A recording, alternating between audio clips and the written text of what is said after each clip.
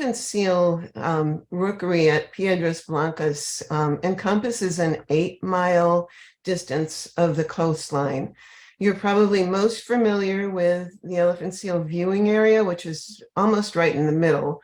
But when the elephant seals were first seen at Piedras Blancas, it was over here near the light station. And in the 30 plus years since then, since 1990, the colony has expanded 8 miles north and south.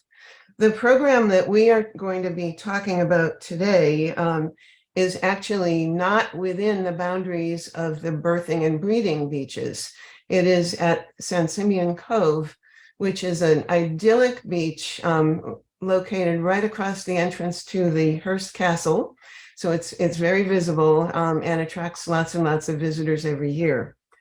The other thing it attracts are over a dozen displaced subadult male northern elephant seals from December through March, who come to this beach for refuge, relaxation, rest after being banished from the birthing and breeding beaches by more dominant males.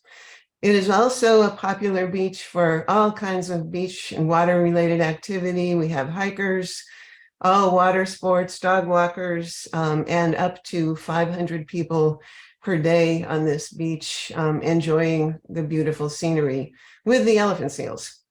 So our volunteers on this beach for the last 4 years, this will be our 5th season, have provided visitor education to prevent wildlife disturbances and promote public safety.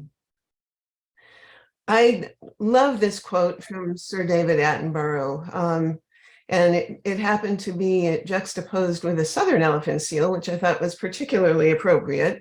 But no one will protect what they don't care about, and no one will care about what they have never experienced. And in many ways, our volunteers are giving the public an experience so that they can care about these seals. What I'm going to be talking about today is an approach using empathy. And this approach I first learned about from some online research and came across the work that was being done by the Seattle Aquarium and the Woodland Park Zoo to foster empathy among wildlife by doing presentations with animals within their institutions. And empathy is a stimulated emotional state that allows us to experience what others are experiencing. So it might take the form of an emotional experience. It might take the form of perspective taking, like, thinking about the experience that an animal or a person is having, or it might take action to relieve another's suffering. So we're looking for ways that we can help other people to be empathic, and how we can develop empathy in the people that we are talking to who visit the beach. Evidence has shown that the way one tells a story affects the development of empathy, and looking in particular about an observation of behavior and interpreting that animal's experience can influence how people think about that animal's actions. So we have a framework for empathic messaging, which includes different elements and different strategies to approach visitors. Our volunteers have about 30 seconds when a visitor is entering the beach to focus on activating that visitor's thoughts, emotions, and conscious behaviors to support the elephant seals. So it's really quick, and volunteers need to come up with an appropriate way to interact with each visitor, which could potentially change their behavior on the beach. Let's see, for some reason there. Okay, framing is the first of these strategies, and framing refers to the way something is presented to others, and individualizing the animals is an effective way of doing this. So we intentionally use pronouns, and of course most of the seals on our beach are males, so he, him, and his are effective pronouns for that animal. And we highlight that animal's experience and what may have happened to that animal prior to their arrival at the beach, which is oftentimes a violent event. And for some reason, I'm not able to advance. Oh, there we are. Okay. All right. So examples of this, we might say to a visitor, we have elephant seals on the beach today. This beach is their home. Or if there's one that's close by, this beach is his home. He has no place else to go. And invoking altruism, can you help us so that he can remain undisturbed? Or with pet parents, specifically asking them to help the seals and their own pet to keep their pet on a leash. A seal may see your dog as a predator. Nobody wants your dog to be bitten by one of the elephant seals who really can't help themselves if they are threatened. Another approach is modeling, and modeling involves finding someone who is doing the right thing and providing an example for others. So the woman in the red shirt here is standing a respectful distance away from the elephant seal, and she is a good model for us of saying, see that woman in the red shirt? Look how she is standing and watching the elephant seal from that distance. Don't get any closer than that. That's a good distance. You won't disturb the elephant seal that way. And you can help parents to work with their kids. Here we have a family over here on the fence, respectfully watching one of the resting seals and modeling for their kids. Let's stand back here, let's watch, and let's whisper so that we don't disturb that resting seal. And our volunteers can do that as well with intentional messaging to support those empathy practices. So, this is what I'm seeing, this is what these people are doing that's good, and will help the seals. And supporting caregivers as much as we can, helping them to be role models, even explicitly telling them, that you are a role model and your behavior is going to affect the kids that are around you. Increasing knowledge, and this is a very common approach, of course, to educate the public and the visitors who are coming to see the wildlife, but helping that visitor to take that animal's needs into consideration is important. And looking at how you can compare and contrast the animal experience to our own experiences is one way that we can help visitors to increase their empathy. So the thank you for letting me rest is a nice way to think about that seals need their rest just like we do. And many times disturbing them changes their ability to rest.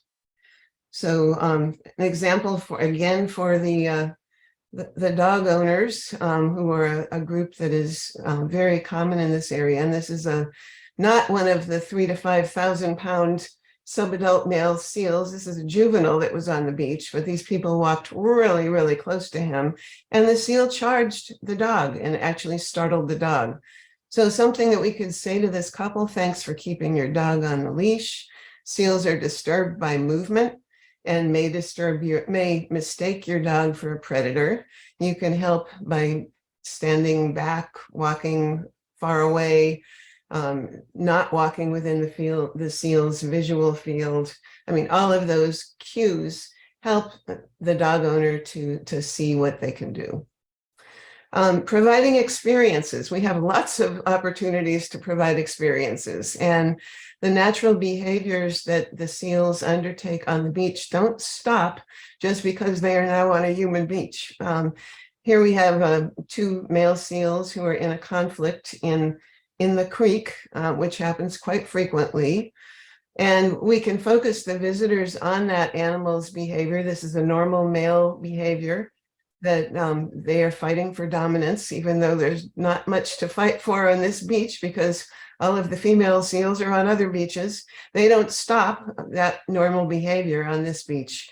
And giving those visitors information about the intent, the motivation, the purpose of the behaviors that the visitors observe. And that provides them with an experience that they can go on for the next time they see something like that happening, and understand why that's happening. We also have quite a few chases on this beach, which is also a natural male behavior. Here we have a man who is challenging an arriving seal. This seal is trying to come on shore, and this man was standing right in that seal's point of view. And an appropriate intervention with this beach visitor would be just to help this seal come ashore, and it will help him if we give him as much space as possible.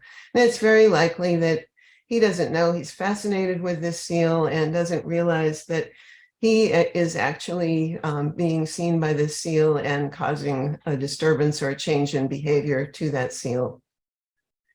Activating the imagination. This is the perspective taking activity. And yes, these visitors are way too close to this seal.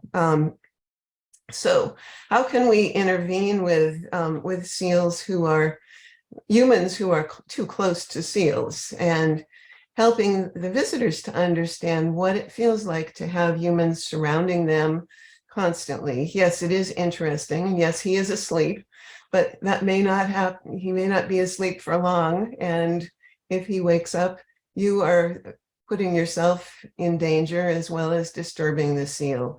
So helping those visitors to understand that their behavior does impact the seal that they're watching.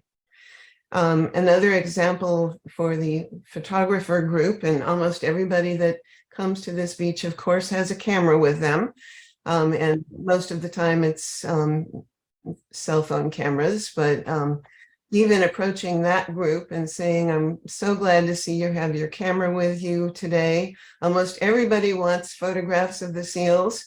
Let me give you some tips on how you can best get a good picture and not disturb the seals. And of course, that's by using your zoom lens and giving yourself plenty of space between yourself and the seal.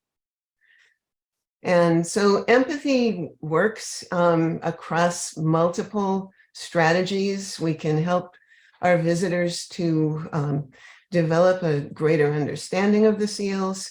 We have been able to improve, I think, the experience for the seals, the visitors, and for the guides. There was a period in time where we were taking a pretty much a law and order approach and educating everyone about the Marine Mammal Protection Act, and that was did not really work very well to keep the people away from the seals. So I just wanted to acknowledge the work that has gone on at Seattle Aquarium, Woodland Park Zoo, and all of the collaboration with California State Parks, Sea Otter Savvy, the Friends of the Elephant Seal interns, docents, and winter guides. There's a few of us who are here today, Sharon, Betty, and Julie from the Friends of the Elephant Seals. And we're happy to answer any questions that you have. And thank you so much.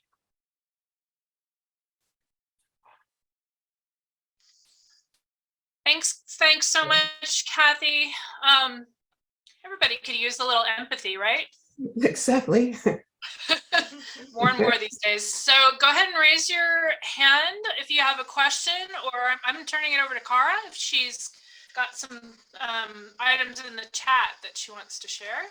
There is a comment, a story from Kat. She says, I saw a woman sitting on the sand, there at the cove, sitting on the sand in a meditation pose, eyes closed, just a few feet away from a very large male last year.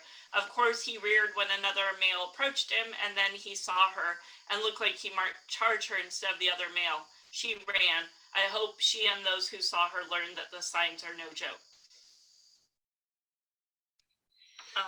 Alex, Yes, that's fantastic talk and very useful guidance. Dr. Curtis, thank you. And Carol says, couldn't agree more. Approaching with positivity and empathy works so much better. We train our docents that way too. Kat said this is a great idea. Yeah. Great info. Yeah, and making, I think our evolution has been very much influenced by many of the people in this room as well. So it is, I think it's so important to take an approach where you're changing people's behavior, you're increasing their awareness, and you are looking to them to then foster those behaviors in others. And and what's interesting is we started calling this Bachelor Beach 3 or 4 years ago, and we have locals who refer to it now as Bachelor Beach. So it's a respectful term, which honors these young male seals who will at some point in their lives hopefully be beach masters on the birthing and breeding beaches. And we're rooting for them, every one of them. So Kathy, we have a question from Carol. yes. Yeah, I think I can you hear me? Yes, Carol. Yes. Hi. Oh, okay, great. Thank you so much for your talk. I completely relate to it. One of the things is we do train our docents in the same way. We have 3 sessions of training. I think one of the issues we do encounter is that, you know, obviously people who are docents care for these animals greatly, and it is difficult sometimes to watch people's behavior. And, you know, what do you do to keep reinforcing this behavior? Because it does, of course, we all get frustrated. And, you know, how do we keep that front of mind and keep people engaged in that type of approach? Yes, and I agree. It does require some self-control sometimes. We use a communications platform, which I think really helps people to vent. We use a GroupMe platform where our volunteers can write about anything that's happening. We also record human interactions so that there's a way for them to report those incidents internally as well. We have a rating system and lots of ways that we characterize the interactions that our volunteers are observing. So I think that helps somewhat as well in terms of just saying, you know, this was very traumatizing and I'm going to write it all down. But it does require constant renewal and constant, this 30-second approach of, you know, what's going to work this time, you know, and just helping people to, catching people doing the right thing and focusing on the positive things that are happening. We don't prevent every disturbance by any means, but it is, I think it is helping quite a bit. During 2020, we had a comparative year, 2021, actually, the winter, where our volunteers were not talking to visitors. We were just present doing seal censuses and placing signs and doing things that we could do that it didn't involve interaction because of the COVID threat. And we had 3 times as many human interactions that were reported during that season as we did last year when we instituted the talking approach again. So it does, certainly this interaction does make a difference. We also started collecting data on disturbances that were prevented. And of course that people don't have exactly the same definition for that, but our volunteers just anecdotally reported that they prevented 700 disturbances during the 3-month winter season. So, I mean, there's different ways of thinking about it. And I think the more you can keep people focused volunteer-wise on the positive end of things. We do call our state park colleagues when things get out of hand, when crowds are really not behaving well, when people are way too close to the seals, when we have lots of loose dogs on the beach, we will call for reinforcements from the state park rangers, and they're very collaborative and very good with dealing with those situations. Do you ever get, can I ask another question? Sorry. Really short. Okay.